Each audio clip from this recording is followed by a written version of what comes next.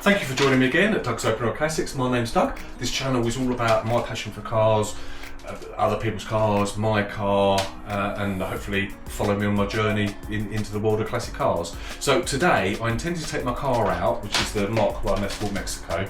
Having said that, it's a cold, wet January day. I didn't really fancy it, but look, absolute power to anyone that is prepared to take the car out in this weather. I absolutely respect that. But for today, for me, it just wasn't for me.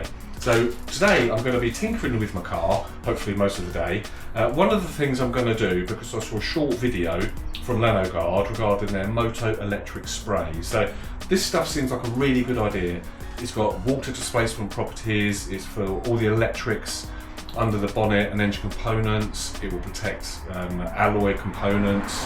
So I've got a bottle of this. It was £21.99 plus postage. Having said that, it arrived the next day, very nicely packaged with a couple of good leaflets in there. And the top section, the spray part, comes separately to the bottle. The bottle's got a cap on it. Let's take that off. The bottle is very full, so either you can just maybe displace a little bit of this into a jug, or just dab it out if you're not that worried about it. So yeah, I'm going to try this and let you know what I think. So the bonnet is already uncatched. I'm going to get it prepared and show you hopefully how easy it is to apply it. I'm all ready to try the Lanoguard Moto Electric Spray. So as I say, this is a protective barrier to the alloy components and all the electrics in the car. So I've set the nozzle to a fine mist. So I'm going to go ahead and just spray pretty much everything under the bonnet is the advice, avoiding the exhaust manifold. So I'm going to pay particular attention to the HT leads, trying to avoid the exhaust. So this seems to be very easy to apply.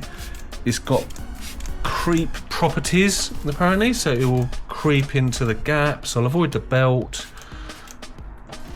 Luckily this car is not full of electrical components, so I know some more modern cars are going to have much more to spray inside them, but this one has not got an awful lot inside it.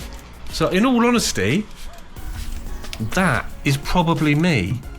So that took but a few seconds, but I'm really happy with that. It seems to have gone on very nice and clean. So the advice is to wipe off the excess, which I'll do now. You don't necessarily want to watch me do that. So that's all done. So it was honestly a lot quicker than I thought it was going to be. Yeah, look, it sprayed out nice and evenly. I could see where it was, which is really good, because I was wondering if I'd be able to see where I sprayed. So you can see that, I can see it has coated everything, happy with that. So it's got like water repellent properties, creep properties, where it get in stuff and protect stuff. I didn't actually use a lot of it, to be honest, so I've still got a load of it left just to top up, or if I see anywhere else that I've missed, or I think that of somewhere else I can spray it, which is really good. So overall, yeah, I'm very happy with it. So I've wiped off the excess, and as I was applying it, I did try to avoid the exhaust manifold as recommended. So very good.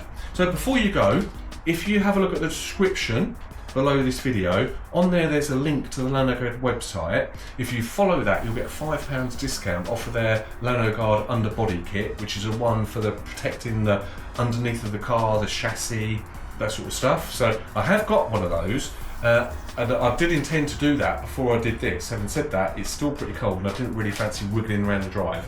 So once it's warmed up a bit, I'll 100% be doing that, and I'll video that, let you know how I got on with that. So yeah, if you could please subscribe, share the video if you think anyone else is interested, I'd really appreciate you. Keep safe and happy motoring. See you soon.